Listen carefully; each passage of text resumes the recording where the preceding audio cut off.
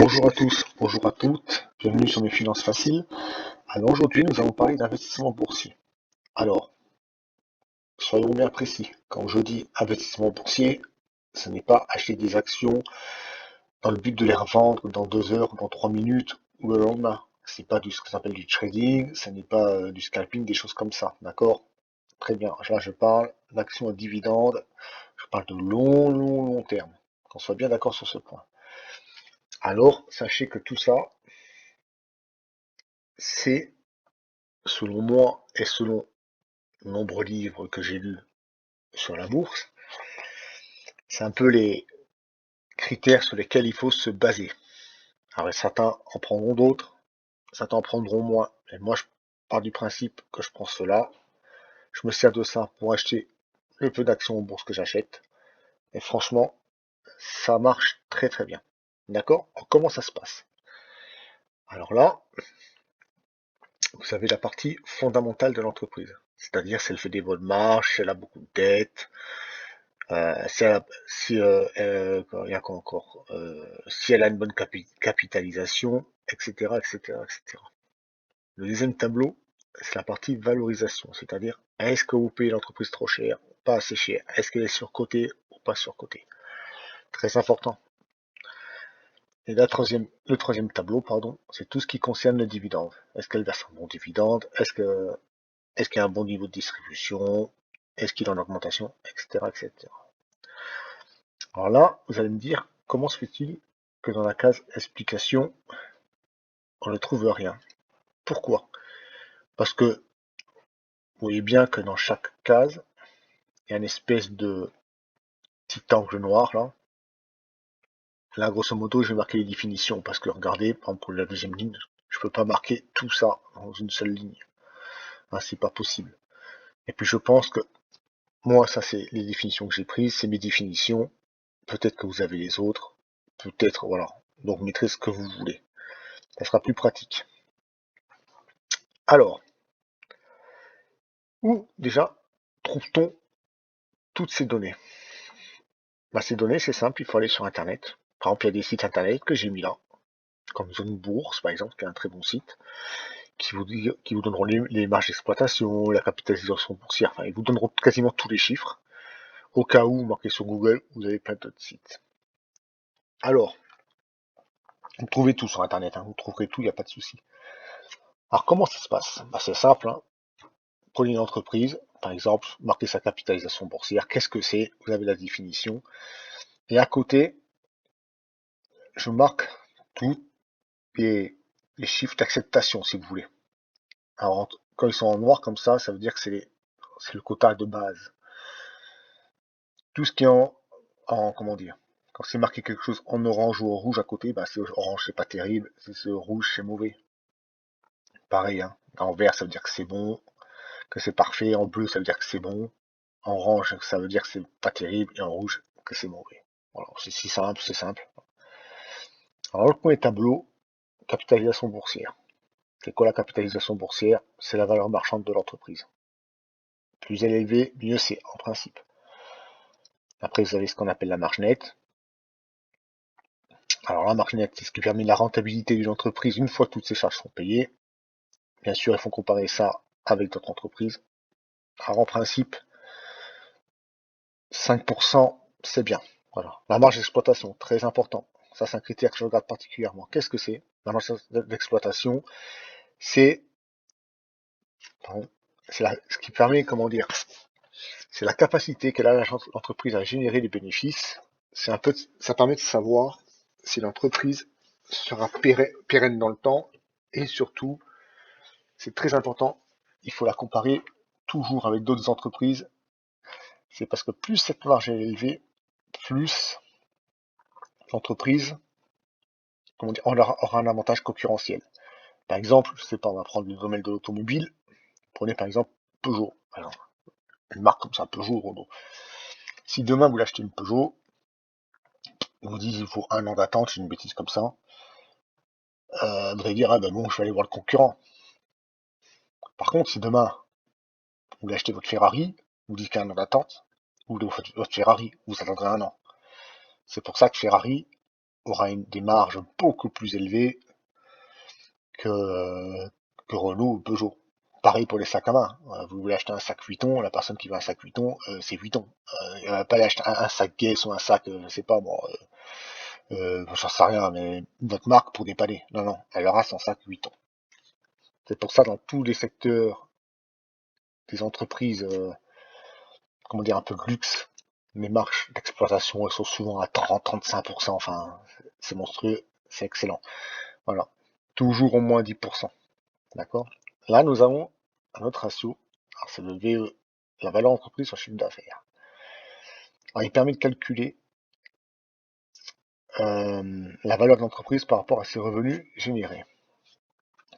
Alors, des fois, je me dis, il y a des ratios, des fois, on comprend pas tout. Alors, c'est pas la définition par cœur du truc, mais c'est pas bien grave.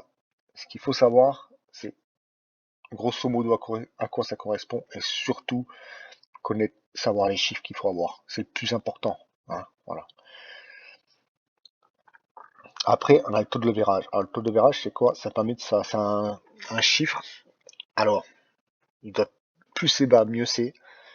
Ça permet de savoir la capacité qu'a l'entreprise à rembourser ses dettes. Plus il est bas, plus il est proche de zéro, mieux c'est. Ça veut dire que voilà, elle peut rembourser ses dettes facilement, tranquillement, etc., etc.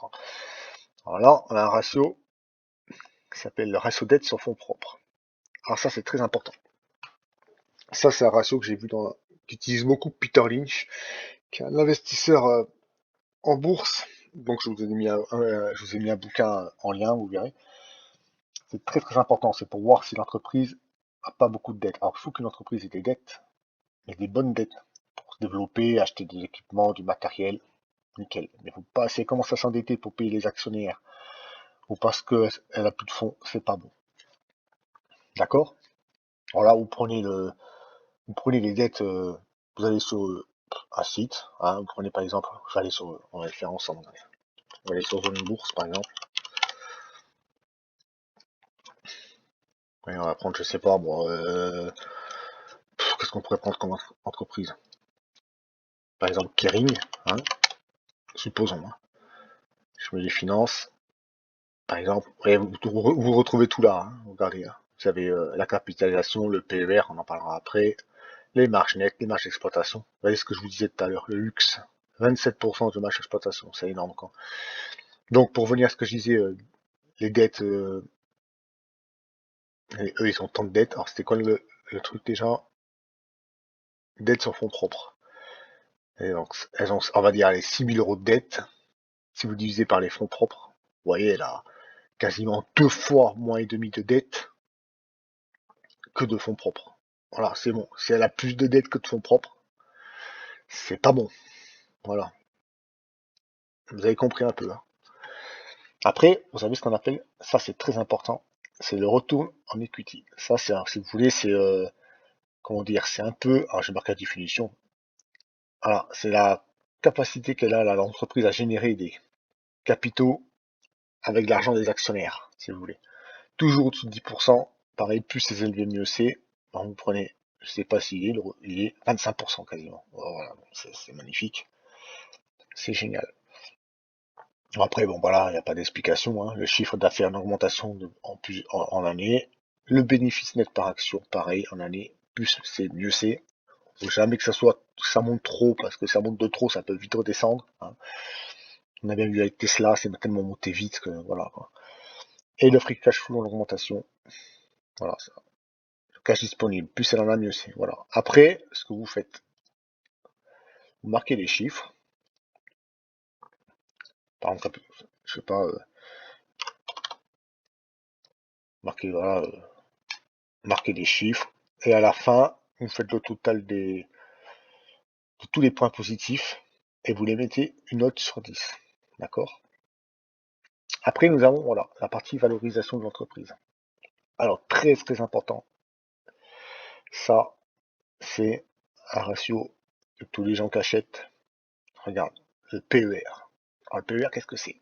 Le PER, c'est, grosso modo, c'est le ratio course au bénéfice. C'est ce qui vous permet de savoir combien de fois vous payez l'entreprise. Alors, faut savoir qu'il faut un bon PER, voilà, ça tourne toujours entre les 15 et 20. Enfin 15 et 20, ouais, c'est un peu haut. Entre 5 et 15, c'est très bien. On dira plus c'est faible, mieux c'est. Oui, mais bon, c'est une entreprise, un tout petit PER, ça veut dire que les investisseurs n'osent pas investir. Donc c'est pas bon. Si elle a un énorme PER, l'entreprise, par exemple, on va prendre, je sais pas, qu'est-ce qu'il y a comme entreprise qui a un gros PER. Tesla, par exemple, je pense, Tesla a un gros PER. Ah, j'ai fait une faute d'orthographe, pardon.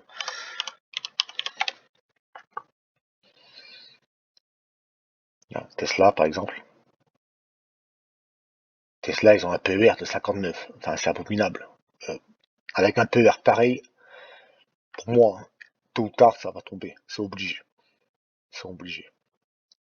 Ça veut dire que l'action est surévaluée. D'accord? Mais toujours bien garder le PER. J'ai marqué une définition, voilà. C'est très très important.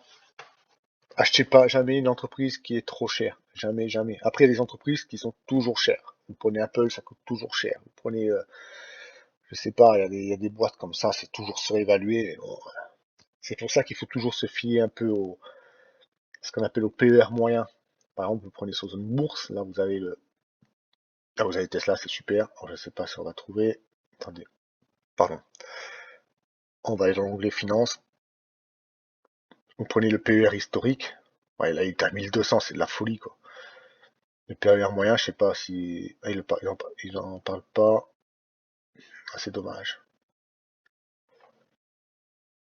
Vous voyez, c'est abominable, hein. Il faut toujours essayer de faire la moyenne des PER. Regardez, vous prenez le PER Tesla, vous faites la moyenne de tout ça. Voilà, il faut toujours être en dessous de PER moyen. Mais là, Tesla, c'est trop évalué. Regarde, en 2020, 1103, c'est horrible. Vous pouvez être sûr que ça, c'est obligé. Même là, c'est trop élevé. Ah, si vous prenez par exemple, je sais pas moi, qu'est-ce qu'il y a comme entreprise qui a Air Liquide, vous voyez, par exemple. Ah, ça marche, je sais pas si ça va marcher. Attendez, je me connecte. Prenez par exemple Air Liquide. Je crois que le PER autour de 23, je crois. Ouais, le PER est déjà plus raisonnable. Si vous prenez, je sais pas moi, Stellantis,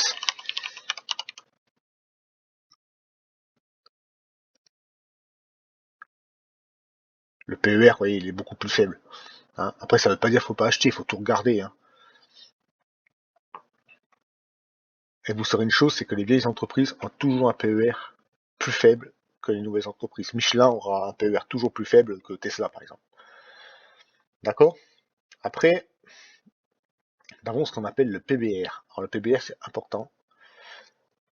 Alors, le PBR, si vous voulez, c'est comment dire, c'est le prix de l'action sur la valeur comptable. Alors, grosso modo, euh, pour faire court, il faut qu'il soit toujours le plus proche de zéro. Ça veut dire, si par exemple il y a une action qui vaut 50 euros, la valeur comptable est à 20 euros, ça veut dire que vous payez comment dire, 20 euros au prix de 50. D'accord? Ça fait 2 fois et demi, c'est trop élevé. Il faut toujours que ça soit le plus proche de zéro possible. Alors attention, si vous avez sur un site, si vous avez ici, vous voyez une valeur comptable négative, n'investissez pas, parce que ça veut dire que l'entreprise est insolvable. D'accord? La valeur comptable, c'est ce qu'on appelle la book value. D'accord? Donc là, vous allez voir, vous mettez zone bourse, enfin, j'espère que je vais trouver parce que je sais pas s'il est le price to book ratio, il doit y être. Je sais qu'il était un moment. Bon bref, en faisant des recherches sur internet, ça se trouve, vous le trouverez. Là, il est là, regardez, vous voyez? 0,65, super. C'est nickel ça. Stellantis, c'est un très bon price to book ratio. Après, il y a le price to sales ratio. Alors ça, c'est un truc que j'ai découvert récemment. Alors qu'est-ce que c'est exactement? Ah oui, c'est combien les actionnaires sont prêts à payer pour 1 euro de chiffre d'affaires. Toujours pareil, ça doit être le plus bas possible. De toute façon, tout est marqué. Hein. À la rigueur, vous occupez pas trop des définitions, sachez grosso modo à quoi ça correspond, marquer des chiffres, il faut que les chiffres correspondent. Après, ah oui, alors vous avez un calcul. Alors ça, c'est un calcul qu'utilisait Benjamin Graham, qui était le mentor de Warren Buffett. Qui, Warren Buffett, je le rappelle, est sans doute un des 3 plus grands investisseurs de tous les temps en bourse. Alors lui, il faisait un calcul, il multipliait la valeur comptable par le bénéfice net par action par 22,5. Alors c'était un PER, un chiffre de PER qu'il disait, et il faisait la racine carrée. Et pour lui, ça permettait par exemple de savoir le bon prix de l'entreprise. Alors pourquoi pas. Après, bon, il y a le PER actuel, il faut qu'il soit inférieur au PER moyen. Alors c'est pas dur, vous allez voir les PER, prenez le PER, ouais, vous faites la moyenne même le prévisionnel, vous pouvez prendre le prévisionnel des années suivantes, vous faites la moyenne, et s'il est en dessous, le PER actuel, il est où? Si le chiffre qu'elle a, il est en dessous, bon là ça sera pas le cas je pense, il est en dessous du PER de la moyenne de reste, bah, c'est bon, c'est positif. Après vous faites la notation sur 6, d'accord? Après il y a les dividendes, ah bah ça les dividendes c'est ce qu'on aime tous recevoir comme actionnaire. Alors qu'est-ce que c'est que le dividende? C'est tout simplement, alors toutes les entreprises ne proposent pas des dividendes, hein, on est bien d'accord. Mais il a été prouvé que les entreprises qui versent des dividendes duraient le plus longtemps dans le temps. C'est celles qui performent le plus. Alors apparemment, c'est comme ça que ça marche. Par exemple, il y a des grosses boîtes, ils disent non, ils réinvestissent tout leur argent, et ainsi de suite, ainsi de suite. Tous les dividendes sont investis dans l'entreprise et qu'elles ont une croissance exponentielle. C'est pour ça que quand les entreprises elles versent des dividendes aux actionnaires, pendant qu'elles versent des dividendes, leur cours boursier descend. D'accord? Alors un taux de rendement, jamais de taux de rendement trop élevé. Pourquoi? Parce que ça veut dire que c'est un rendement trop élevé, ça veut dire plusieurs choses. Soit ça veut dire que l'entreprise cherche à tout prix des actionnaires. Voilà. Ah, et les gars, tout de suite, il nous faut des actionnaires, on a besoin de cash. S'il y a des trucs à 7-8%, faites attention. Soit ça veut dire que l'entreprise a chuté d'un seul coup. Par exemple, j'ai une bêtise, l'entreprise vaut 100 euros, il vous donne 5% de dividendes, on vous donne 5 euros. Si elle chute à 50, ça fait 5%. Si elle chute, bam, à 50 euros, elle vous donnera toujours 5 euros de dividendes, parce qu'elle avait prévu de donner 5 euros de dividendes cette année. Mais 5 euros sur 50 euros, c'est 10%. Alors faites très très très attention, analysez pourquoi l'entreprise a chuté, pourquoi elle a dégringolé. Soyez prudent. Il faut mieux avoir une entreprise qui propose que 2%, qui a une bonne croissance, qu'une entreprise qui donne 7% et qui est plutôt instable. D'accord? Après, je sais qu'il y a des secteurs, je crois que c'est dans les entreprises immobilières, ils sont un peu obligés de donner des dividendes élevés parce que, enfin, je sais plus pour quelle raison, mais là, bon, faites quand même vos recherches, d'accord? Après, on a le taux de distribution. Alors ça, c'est très important. Ça, c'est l'argent que versent les actionnaires, le pourcentage, si vous voulez, que versent les actionnaires, les entreprises aux actionnaires. Qu'une entreprise doit verser de l'argent aux actionnaires, c'est normal, mais pas trop non plus. Il faut qu'elle en garde pour elle. Alors, en principe, c'est 60%. Alors, je sais qu'il y a des secteurs comme les secteurs financiers, les assurances, les pétrolières comme Total qui versent un peu plus. Alors, on va regarder peut-être Total tant qu'on y est. Soyons fous. Total Énergie. J'espère que je pourrai me connecter parce que c'est limité. Alors, prenez Total Énergie par exemple, vous allez là. Oui, encore, ils sont devenus raisonnables. Non, encore, c'est vrai, il y a 70% de dividendes en 2019. Voilà. Donc voilà, mais il y a des compagnies qui versent beaucoup trop de dividendes. Et si elle doit s'endetter l'entreprise pour verser des dividendes, c'est pas bon. C'est faut à éviter, d'accord? Après, bon bah l'entreprise verse des dividendes en année. Plus il y a d'années où elle verse, mieux c'est. Et les dividendes, on veut tout ce qui augmente, petit à petit, tranquillement. Et pour revenir aux dividendes, ce qui est magique, c'est comme ça qu'on peut faire du bon rendement en bourse si on cumule tout ça. Alors je vous explique comment. Par exemple, il faut savoir que l'entreprise, elle verse des actions par rapport à des dividendes Mais il faut savoir que c'est pas par rapport à l'action que vous avez investi, c'est par rapport au nombre d'actions. Je m'explique, si par exemple, je dis une bêtise, je prends des chiffres ronds. Vous achetez une action qui vaut 100 euros. L'entreprise va dire, ok, on verse 10% de dividendes. Bon, je prends un chiffre comme ça, hein. C'est juste pour l'idée. Vous avez gagné 10 euros. Très bien. Vous avez acheté 10 actions, 100 euros. Voilà, vous avez acheté 10 euros, 10 actions à 100 euros. D'accord. Je marque sur un bout de papier pour me repérer. 10 actions à 100 euros. Elle vous verse 10 euros, donc 10% de dividendes. Si l'action, supposons l'année d'après, elle passe à 150 euros, ils disent, bah, leur donne toujours 10% de dividendes. Ils vous donneront 15 euros par action. Et vu que vous avez l'action, vous l'avez acheté 100 euros à l'époque, ils vous donneront quand même 15 euros par action. Mais là, vous n'avez pas 10% de rendement, vous avez 15% de rendement.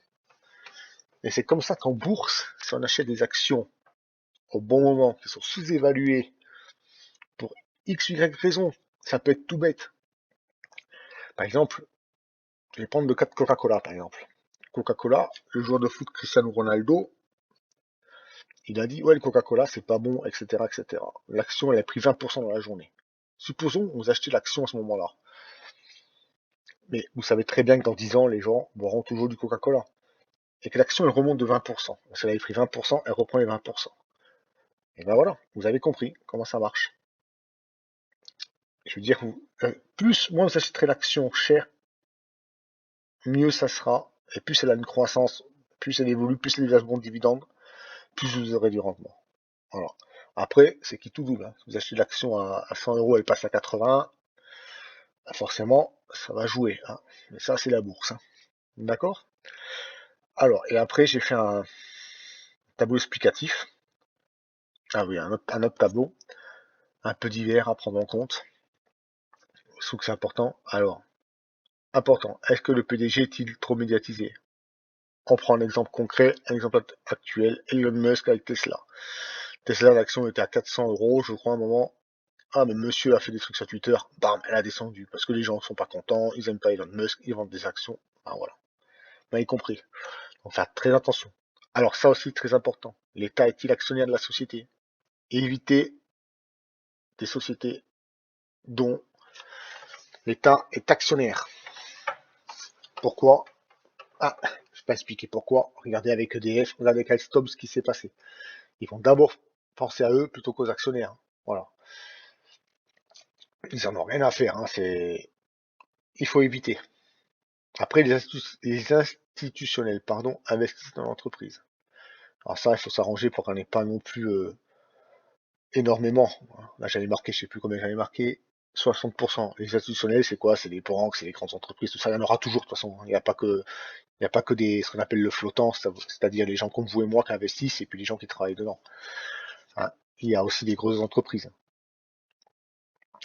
Et évitons d'en avoir trop en pourcentage, à 60%, voilà. Ça me paraît honnête. Après, je connais le métier de l'entreprise. Ah oui, je pense que c'est plus facile de comprendre le marché de Danone ou de Vuitton que de, j'en sais rien moi, que de Publicis, par exemple. Hein. Ou que Ruby, voilà. C'est des marchés plus compliqués. Investissez dans des secteurs dont vous connaissez le métier qui vous paraît facile. Voilà. Apple, c'est les téléphones. Maintenant, si je vous dis Atos, qu'est-ce que c'est? C'est un peu compliqué, quoi. Après, bien sûr, il y a la moyenne des oui et des non. Alors ça, je l'ai pas mis en compte dans la note. Hein. C'est un peu, voilà, c'est important, mais il faut les prendre en compte. Et après, à votre ressenti personnel. Et après, pardon, il y a votre stratégie. Qu'est-ce que je fais? Alors, en stratégie, ce que je vous conseille de faire, faites ce que vous voulez, c'est ce qu'on appelle du DCA. Le DCA, qu'est-ce que c'est? C'est le dollar cost averaging, si je dis pas de bêtises. Ouais, c'est ça. C'est tous les mois, vous investissez la même somme. Vous cherchez pas à comprendre le marché, tout ça et tout. Vous achetez vos actions, vous diversifiez votre portefeuille. Alors, diversifier, ça veut dire quoi? C'est avoir des actions dans plusieurs entreprises, dans plusieurs critères, si possible dans plusieurs devises. Enfin, c'est compliqué, mais si vous avez un PEA, vous achetez des actions différentes dans plusieurs secteurs. Il ne faut pas avoir tout, par exemple, dans le pétrole. Il faut avoir un peu dans le pétrole, par exemple, si vous voulez investir dans le pétrole, un peu dans l'énergie, un peu dans la techno, un peu dans les besoins quotidiens, un peu dans les banques. Vous avez compris ce que je veux dire. d'accord? Et le DCA, c'est tous les mois, vous prenez la même somme et vous l'investissez, vous occupez pas du marché, vous investissez, vous investissez, vous investissez, vous investissez, vous équilibrez à peu près votre portefeuille. Hein. De toute façon, vous allez sur les sites, tout est bien précisé en termes de diversification. Et sachez une chose, c'est qu'en bourse, sur le long terme, la bourse, elle augmente toujours. D'accord? Là, je vais prendre un exemple. Vous prenez par exemple le CAC 40. Hein, vous prenez le CAC 40, c'est sûr, regardez là, il descend. Hein. C'est sûr qu'on a eu il y a 5 ans, on a eu le Covid. Voilà. Et si vous prenez le max, il finit toujours par augmenter. Hein. Vous prenez le SP 500, c'est l'indice des 500 plus grosses boîtes américaines. SP 500, ça marche pas. Ah non, j'ai pas cliqué. C'est sûr, vous prenez depuis 5 ans, hein, il y a eu le Covid. En 2008, quand en 2008, il y a eu la crise des subprimes, là c'est où 2008 non, attendez, je vais prendre max plutôt. Non, c'était il y a 5 ans, forcément. Regardez, il y a eu la crise des subprimes, ça fait quoi? Ça allait là, et ça finit toujours par augmenter. Pour ça que je vous dis en bourse, c'est toujours du long terme. D'accord? C'est jamais du court terme. Après, il y en a qui le font, c'est bien pour eux. Chacun voit midi à sa porte. D'accord? Après, il faut vous dire une chose. L'entreprise parfaite, comme on le verra après, elle n'existe pas. Vous aurez jamais une entreprise qui a des grosses marges d'exploitation, qui n'a pas de dette, qui verse d'énormes dividendes, qui a une capitalisation boursière, une énorme croissance. Ça, l'entreprise parfaite n'existe pas. Voilà, il y a des pour et des contre. C'est comme ça. D'ailleurs, je l'ai marqué là. C'est impossible. Alors, en dessous, ce que j'ai fait, j'ai rajouté quelques liens. Alors, déjà, si vous voulez me contacter, il y a Gmail, il y a Facebook. Alors, j'aime pas les réseaux sociaux, mais bon, j'ai un compte Facebook. Vous pouvez toujours me contacter. Gmail. Là, je vous ai donné les sites de référence. Il y en a d'autres, hein. Vous allez sur Google, voilà, Zone Bourse. Moi, j'aime bien Zone Bourse personnellement. Morningstar, Yahoo Finance, il y a toujours des trucs. Et puis là, je vous ai donné des conseils de lecture. Alors, Peter Lynch, très très bon livre. Alors lui, comment dire, sa stratégie, ça serait, je dirais, un peu le contraire de Warren Buffett. Alors Warren Buffett, je vous ai déjà dit tout à l'heure, c'est le plus grand investisseur boursier au monde. Hein. Il a un patrimoine boursier de 100 milliards d'euros, je crois, un truc comme ça. Enfin, c'est abusé. Bon, il investit depuis 70 ans, sur le long terme, comme je vous disais. Hein. Regardez. Warren Buffett, il a commencé, il était là. Hein. Maintenant, il est là. Bon, bref. Et pour revenir à Peter Lynch, lui, Warren Buffett, il disait acheter des actions euh, extraordinaires à un prix ordinaire. Alors Peter Lynch, c'est un peu le contraire. Lui, il va acheter des actions qui sont pas chères, qui sont vraiment pas chères, que personne ne parle, entre guillemets. Il va les garder quelques années, qui montent, et il va les revendre. Alors Warren Buffett, c'est le contraire. Il va acheter des bonnes actions en solde, et il va les garder pendant des années et des années, mais genre peut-être 30 ans. D'accord? Après, il y a un second livre, La magie des dividendes. Ça, c'est le premier livre en bourse que j'ai lu. Enfin, c'est un super livre. Bon, c'est un youtubeur qui l'a écrit, mais très sérieux, très bien. C'est un livre que j'adore. Bon, il est un peu épais, mais il fait genre peut-être 500 pages, 600 pages. Par contre, il se boit comme du petit lait. Après, j'ai bien lu sur l'épargne. Alors, celui-là, je l'ai pas encore lu. Hein, mais il paraît qu'il est super. J'en ai eu de très bons échos. Allez jeter un œil. Et le dernier, c'est. Alors, le dernier, bon, j'oblige personne. C'est un bouquin que j'ai écrit. C'est un roman d'anticipation de science-fiction. Alors, ça n'a rien à voir avec ça, mais bon, je l'ai mis en lien pour ceux que ça intéresse. Allez jeter un œil. Alors, ça parle de quoi? Ça parle C'est dans une cinquantaine d'années. On vivra dans un monde où on mettra une puce dans le cerveau des gens, dans le but de le divertir, et pas que. Et j'explique comment on en est arrivé là, quels sont, enfin, qu'est-ce que ça cache réellement, etc. C'est un roman que j'ai écrit, je me répète. Si vous voulez aller jeter un œil, allez-y. En parler à des amis, allez-y. Mais je ne vous oblige à rien. Alors, pour finir la vidéo, j'ai fait un exemple concret. D'accord? Exemple. Alors, j'ai pris 3 entreprises. Atos, Hermès et Air Liquide. Bon, je pense que les deux dernières, pardon, Hermès et Air Liquide, on les connaît plus qu'Atos. Et j'ai mis en rouge ce qui est mauvais et en vert ce qui est bon. D'accord? Comme vous voyez voir, 20 sur 20, comme vous pouvez le voir, pardon, 20 sur 20, ça n'existe pas. C'est impossible. Très bien. Alors, qu'est-ce qu'on peut en déduire? Pour une entreprise comme Atos, par exemple, prenez la capitalisation boursière par rapport aux chiffres qu'on a dit, c'est pas mal. Par contre, il n'y en a pas de marge nette horrible, pas de marge d'exploitation. Enfin, vous voyez bien que tous les chiffres sont pas bons. Si on prend en vert et en rouge, qu'est-ce qu'il y a? Bon, bah, en termes de taux de leverage, c'est-à-dire capacité à rembourser ses dettes, elle est pas trop mal. Mais bon, elle a énormément de dettes. Le chiffre d'affaires n'augmente plus. Le BNR, c'est-à-dire le bénéfice net par action, il n'augmente plus. Le PER, il est beaucoup trop faible. Enfin, c'est la catastrophe, quoi. Il n'y a pas de rendement, elle distribue plus de dividendes. Bon, voilà. Ce qu'on en déduit, c'est que l'entreprise est endettée, a de gros problèmes face à la concurrence, parce que la marge nette, elle est quand même horrible. Elle ne lâche plus de dividendes, et les actionnaires, vu le PER, ils n'ont plus confiance. Forcément, l'action, elle est pas chère. Mais moi, je pense pas que ce soit une bonne idée d'investir là-dessus. Après, dans une entreprise, alors je fais pas souvent de vidéos sur YouTube, alors m'excuserez hein, si j'ai un peu de mal à m'exprimer. Après, Hermès, ah bah Hermès, voilà, c'est Hermès, quoi. Qui ne connaît pas Hermès, hein? Regardez la capitalisation, 205 milliards, regardez, vous voyez Arthos, 1,4, et Air Liquide, qui est une grosse boîte, c'est presque 2 fois et demi moins. Hein. Pas forcément, on a des grosses marges d'exploitation, des grosses marges nettes, évidemment, comme je disais tout à l'heure, hein, la personne qui veut un sac Hermès, elle veut pas son sac Vuitton, son sac Gucci, elle veut son sac Hermès. Point barre. Bon bah évidemment, eux, ils n'ont pas de dette, hein,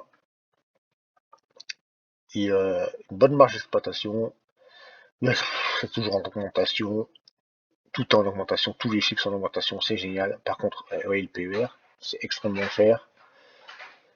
Enfin, tout est trop cher, quoi. Elle offre un petit rendement, mais vu la croissance qu'elle a, ça vaut le coup. Par contre, le ratio de distribution est très bon. Elle a versé de dividendes depuis 30 ans. Alors, qu'est-ce qu'on peut dire d'Hermès? Bah, c'est une entreprise qui est magnifique, mais qui est beaucoup trop surévaluée, beaucoup trop cher. Voilà. Alors, je vous dis pas qu'il faut pas acheter du Hermès, vous faites ce que vous voulez. Hein. Pour une action, ça vaut 2000 € à peu près. Hein. Donc voilà, vous êtes fixé. Par contre, il faut attendre que ça baisse.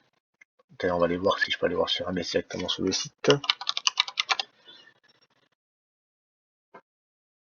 Regardez, ça vaut 1850 € une action. Mais bon, si vous attendez que l'action vaille 1000 € pour l'acheter, je crois que vous pouvez attendre longtemps, vous l'aurez jamais. Quoi.